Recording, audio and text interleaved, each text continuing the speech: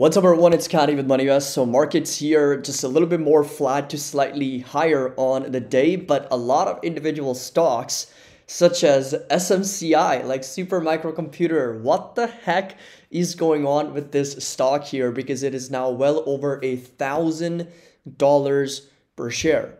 Absolutely insanity here. And it's kind of crazy that we covered this stock quite literally when it was at $80 last year.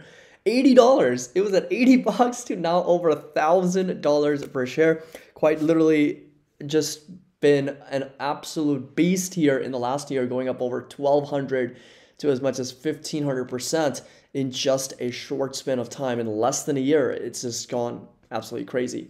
Tesla was up a little bit over 6%, so I picked up more Tesla in the 190s today, so I'm quite happy with that purchase, and we'll continue to dollar cost average a little bit more.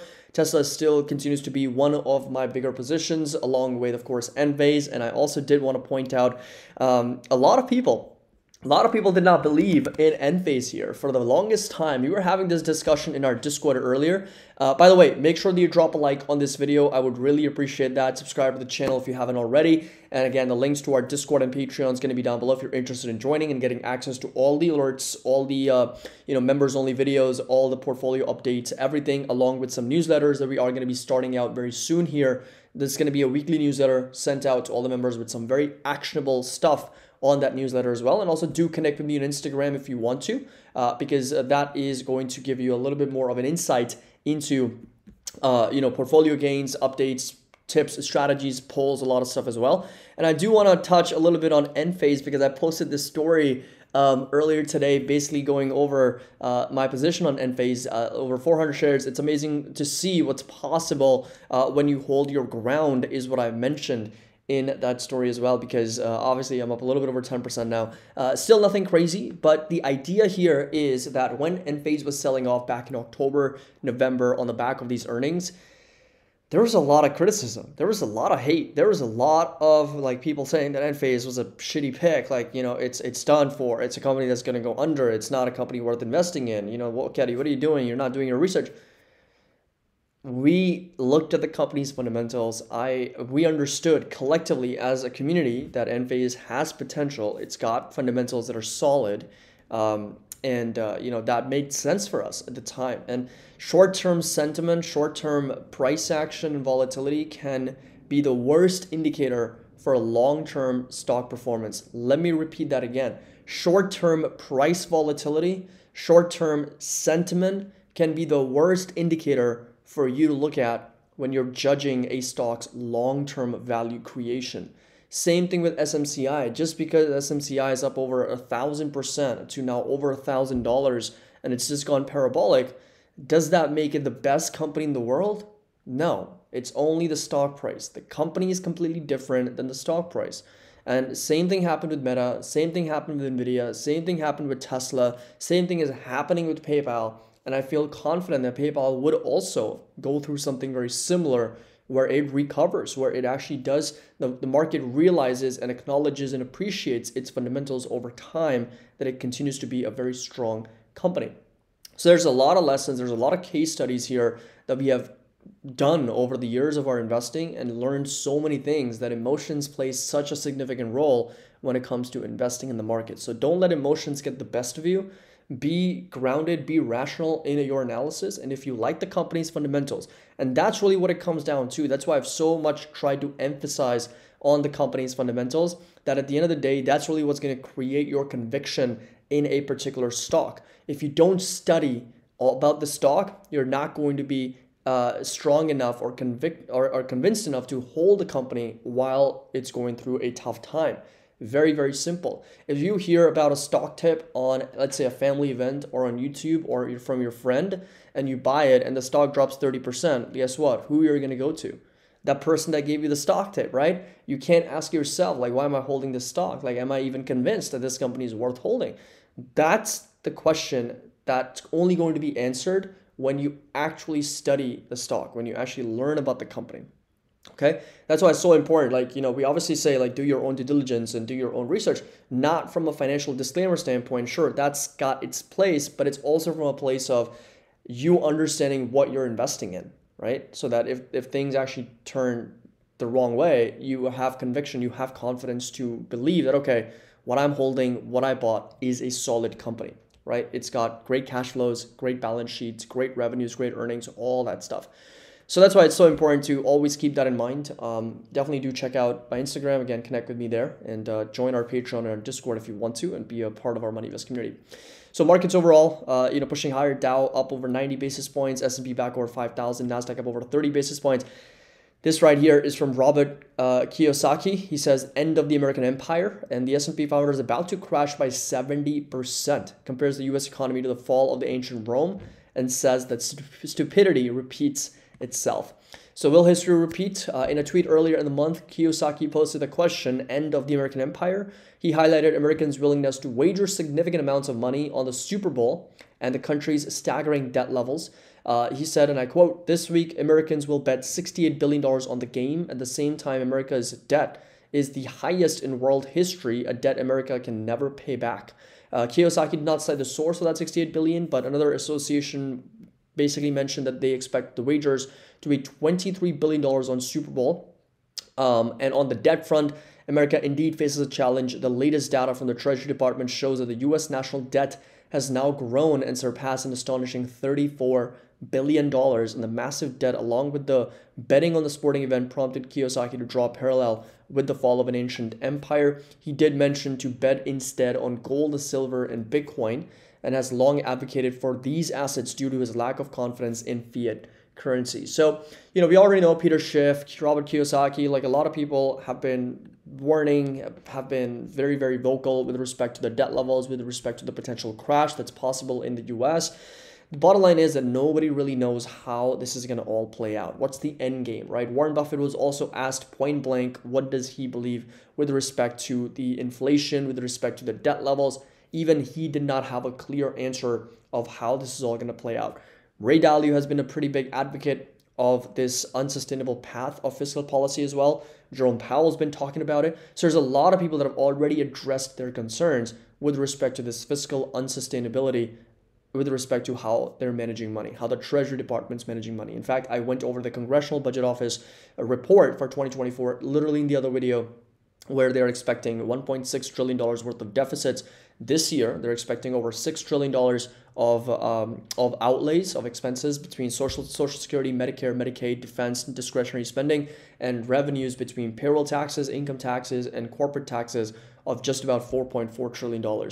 So that deficit's still 1.6. That's going to lead to more issuances. That's going to lead to more debt. That's going to lead to more net interest expense here, which obviously is going to be 50% of the entire deficit, more than 50%, because the US is going to be spending over $700 billion this year on interest expense alone. And that is just the interest on the debt, existing debt.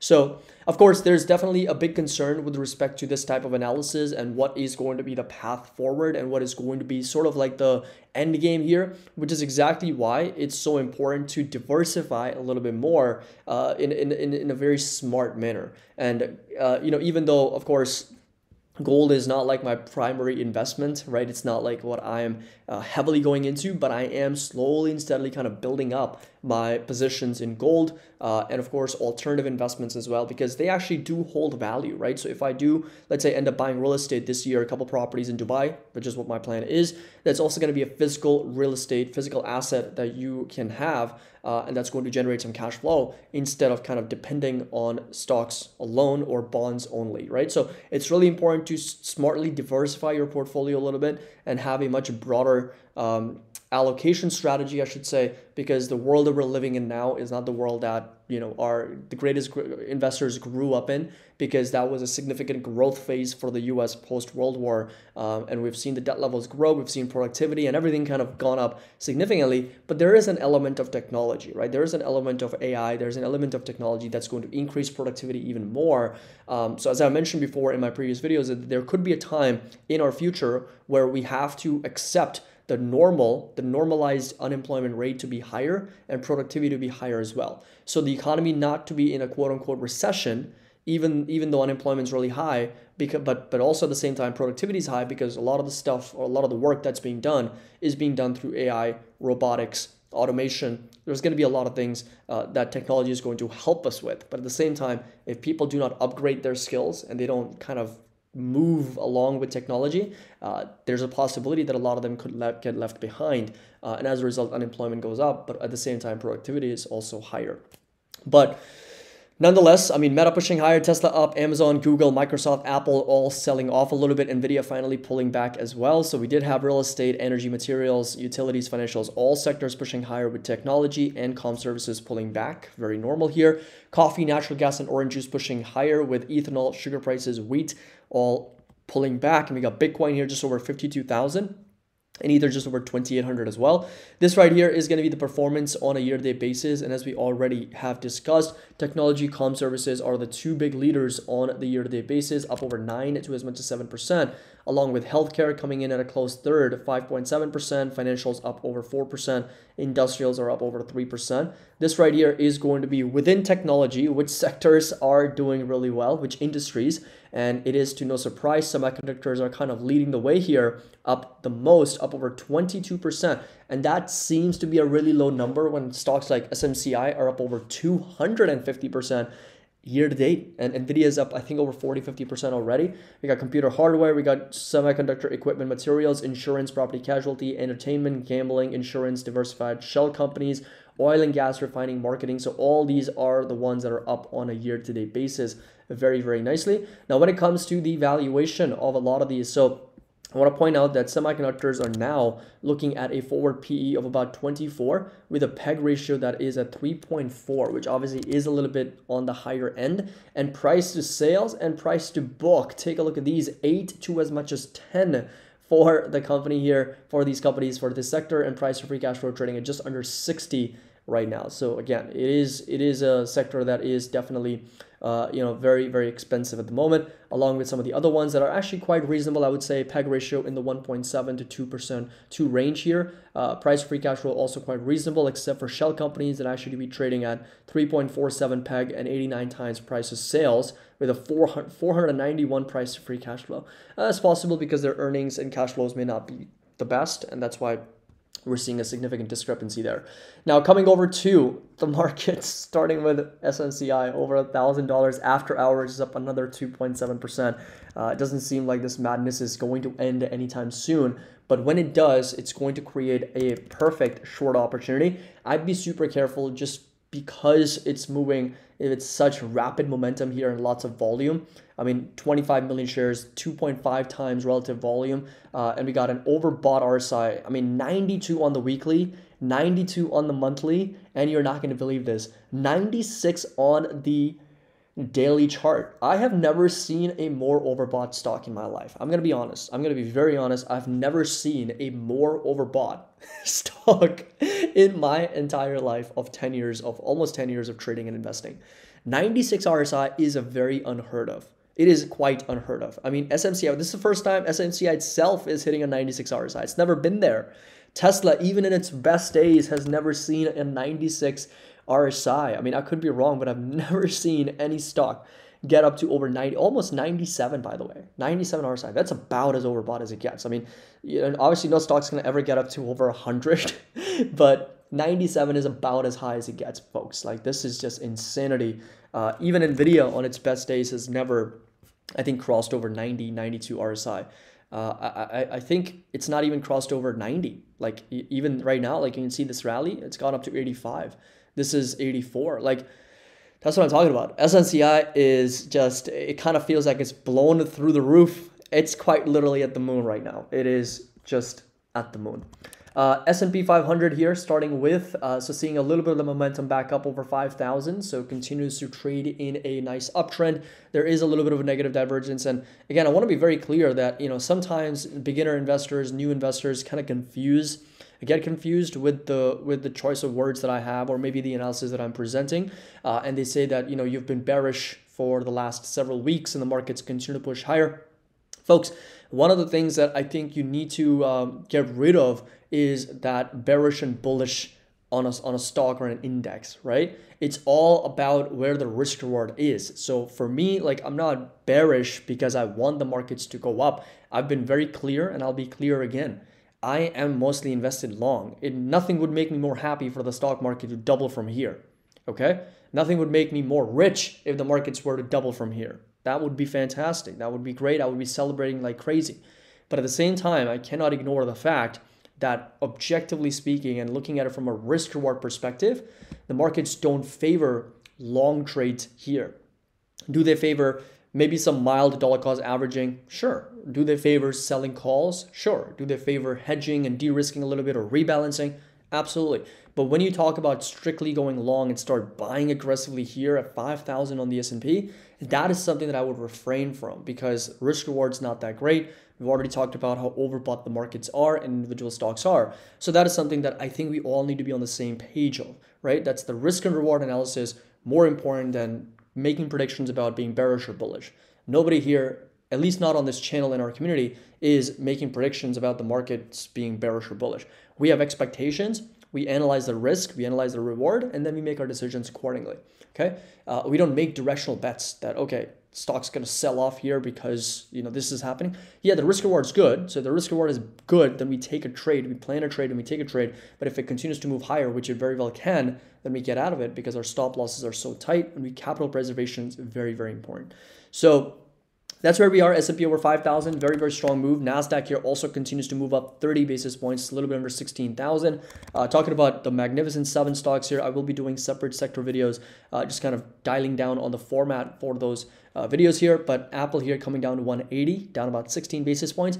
160s is going to be a much better area of support for Apple for me, where I would be dollar cost averaging a little bit more aggressively into the stock. Amazon's back under 170. There's been kind of flirting around that 170 level, which is good because I've got covered calls at 170 strike. Resistance is going to stay put at 176 and support level is going to stay put at 155 for Amazon as well. So lots of consolidation with a little bit of gap to fill for Amazon. Tesla here with a very nice rally back up, a little bit over 6%. I do think that, oversold RSI, oversold MACD. Tesla is one of the few companies that actually has potential and momentum for trading back higher here and getting back over to $200 per share. I think after hours it did push up a little bit more to $202. Yep, so up almost 90 basis points. And the next resistance and target is going to be back up to this lower high in the 240s for Tesla. So that's something to keep in mind for this company. Talking a little bit about NVIDIA here. And NVIDIA on the day also just starting to roll over a little bit, but still hanging up there pretty much at an all-time high, just over 726. So that's where we are. Very, very overbought at the moment, of course, as we've already discussed on the RSI and the MACD. So that is something to obviously be cautious about. Optimistic, but cautious at the same time, I think is the best way to go about it in this market.